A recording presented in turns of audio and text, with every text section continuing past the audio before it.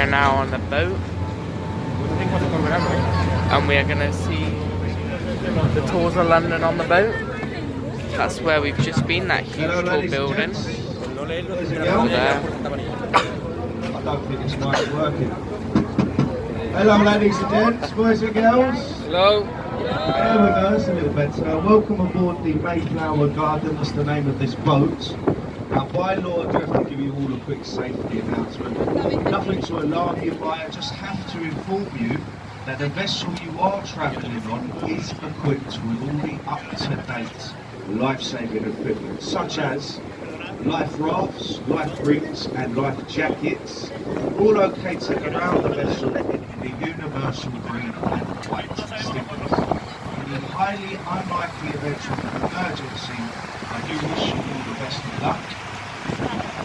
Of course, just remain seated and listen to a member.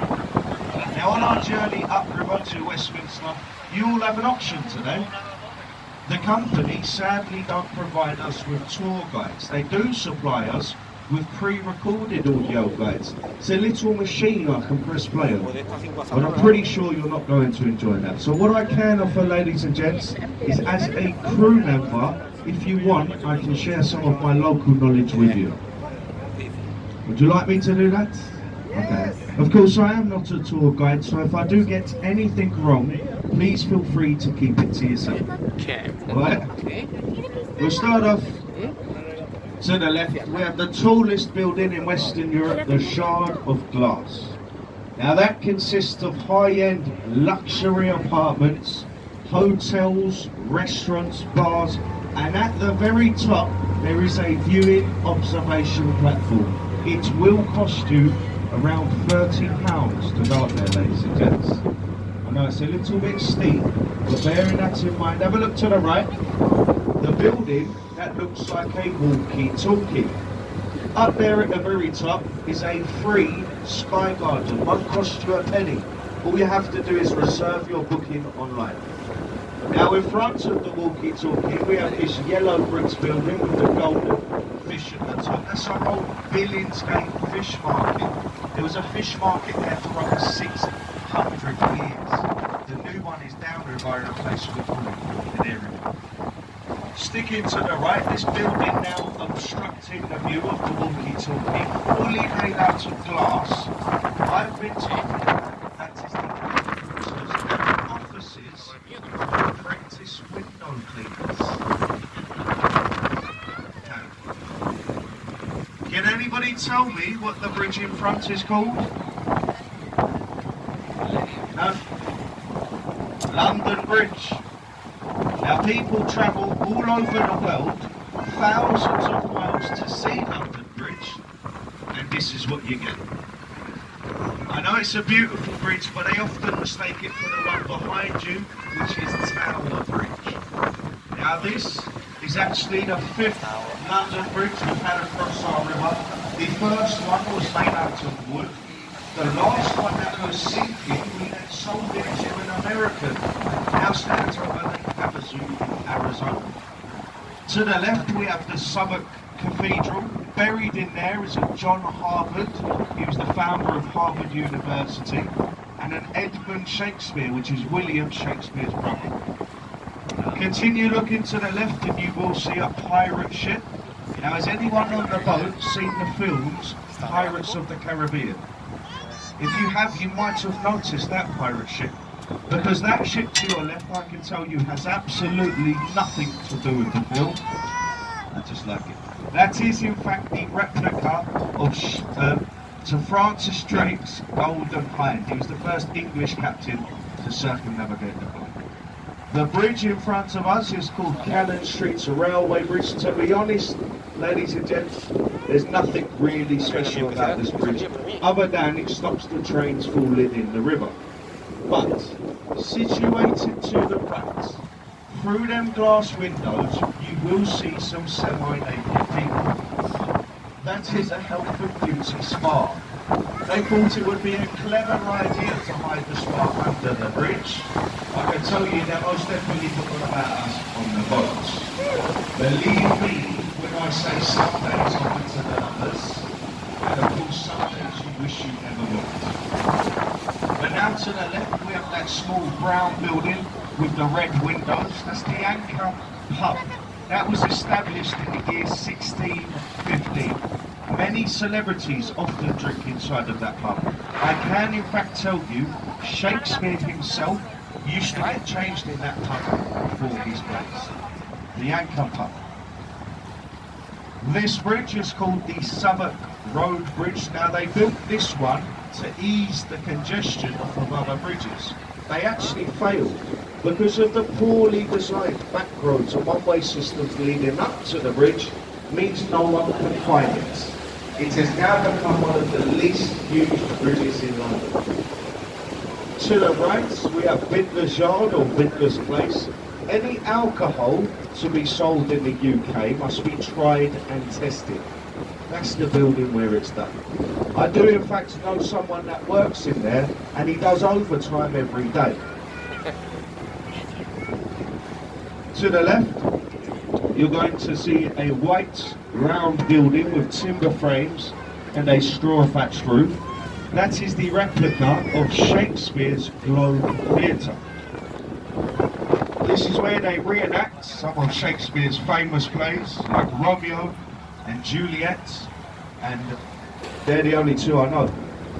All done in periodic costume. They don't use any microphones or any lights and equipment. It's all done by the voice, just as it would have been done many years ago.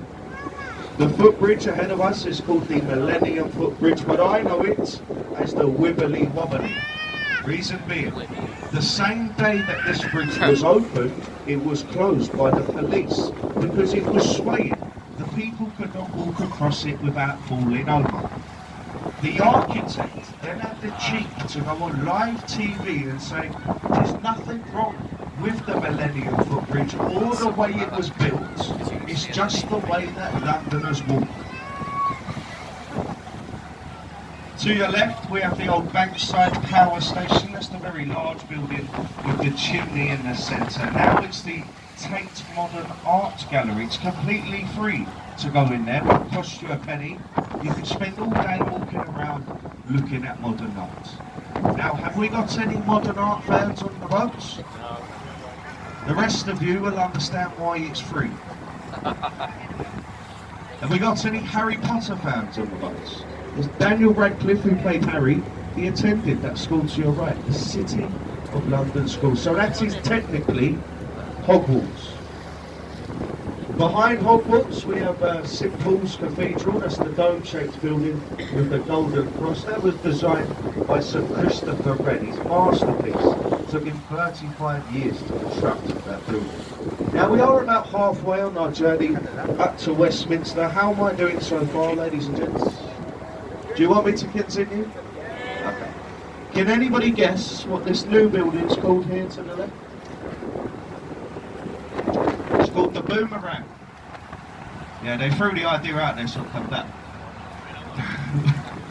We've got a set of bridges here, the Blackfriars bridges. The first is a railway bridge, the second is a road bridge. But I know this part of the journey as the Tunnel of Love, or the Arches of Love. They say if you kiss a loved one whilst you go through the arches, you then get many years of happiness. So don't be shy, pucker up, kiss your loved ones.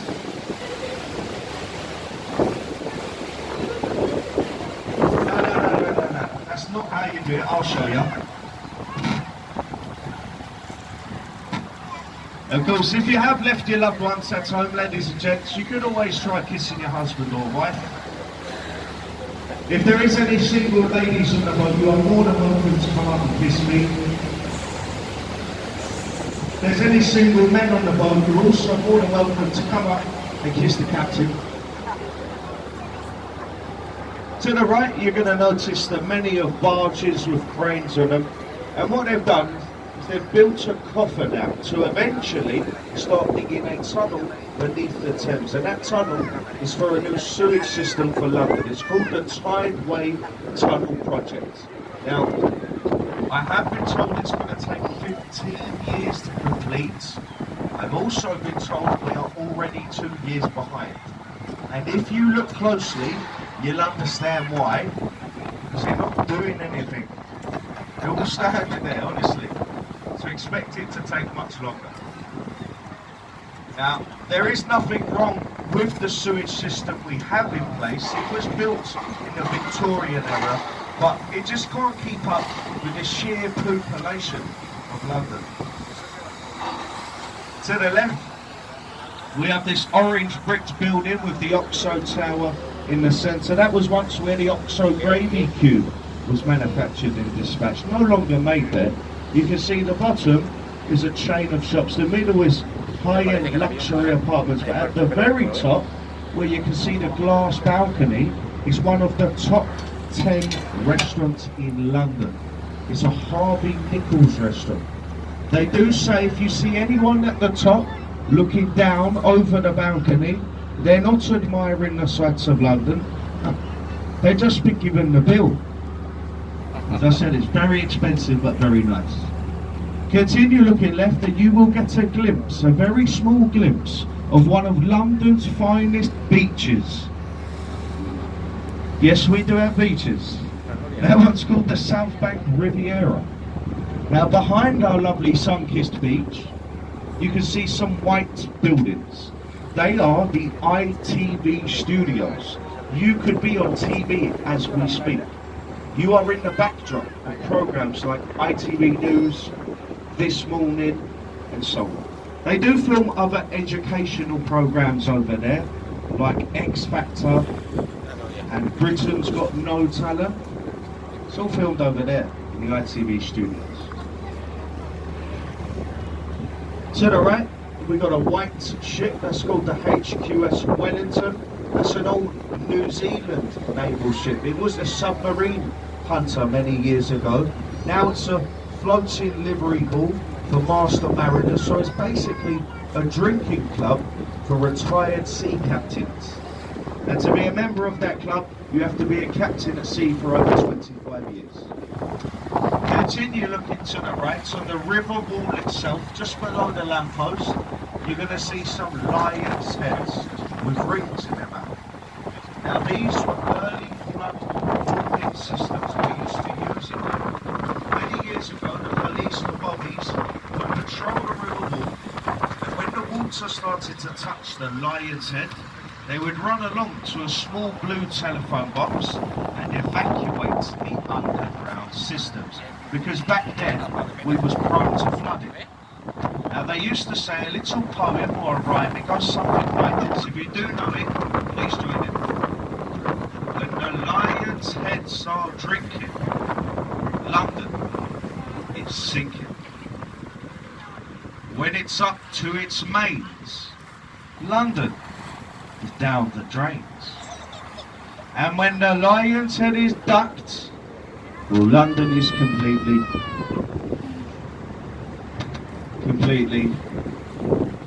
flooded. To the right we have Somerset House. That was once where they kept all these certificates for births, for marriages and also for deaths. It did get the nickname the Hatcham, the Matcham and Dispatcham, Somerset House. This bridge is my favourite bridge, Waterloo Bridge. I know it as the Ladies' Bridge.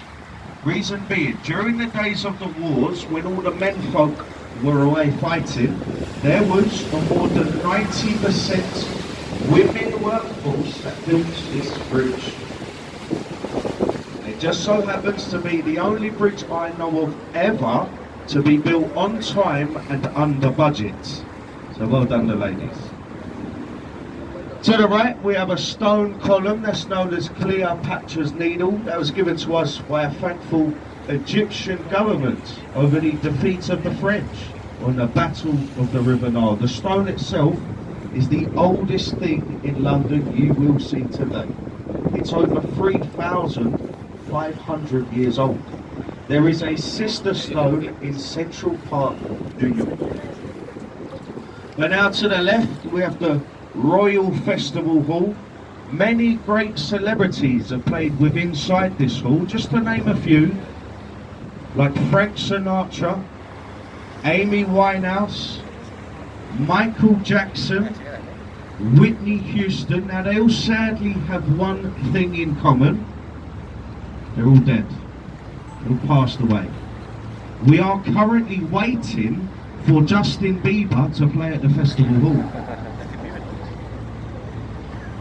Just ahead of us, we have the Charing Cross Railway Bridge. If you follow the bridge to the right, you will see Charing Cross Station. Now, that station is meant to look like a steam train coming out of a tunnel.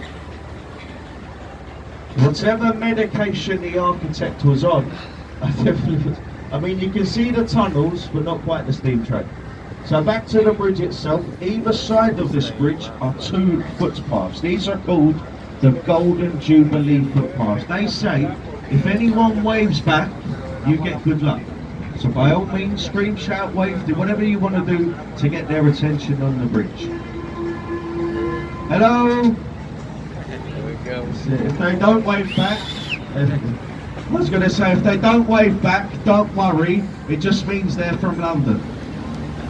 So we got another one this side, we'll try again. Hello? Hello?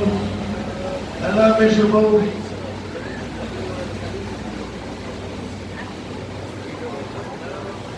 Now, of course, to the left, we have the iconic London Eye. The London Eye is owned by a company called Merlin, which is an entertainment company, but it's sponsored by Coca-Cola. We received the London Eye in the year 2000. It was only meant to be here for a few years, but on a busy summer's day, the London Eye can make profits of up to £250,000 in one day. They're now thinking of changing the name to the Wheel of Fortune. The wheel itself consists of 32 pods, not just a random number. It's because we have 32 boroughs of London. Now when they numbered it, they did leave out the unlucky number 13, so you might find yourself on pod number 33. It has become very popular to have birthdays on the London Eye, and also for the gentlemen to propose to the ladies. But lads, if you're thinking of doing it, I will warn you now, you get into one of them pods, surrounded by 23 complete strangers. It will then be the longest 15 minutes in your life to get to the top. You'll get down on one knee, and if she says yes, like most things, it's all downhill from there. To the right of the London Eye, we have our old county hall. Over there you'll find a Shrek's Adventure, a Sea Life Aquarium, and a London Dungeon. There is also an arcade downstairs. It's called the Namco Arcade, well worth a visit, especially for the children. Just ahead of us, we have Westminster Bridge. It's the only bridge on the River Thames with 7 arches. Yes, it's a bit of useless information. I thought I'd chuck it out. Do you want another bit of useless information? Okay, you asked for it. There is more aeroplanes in the sea than there is submarines in the sky.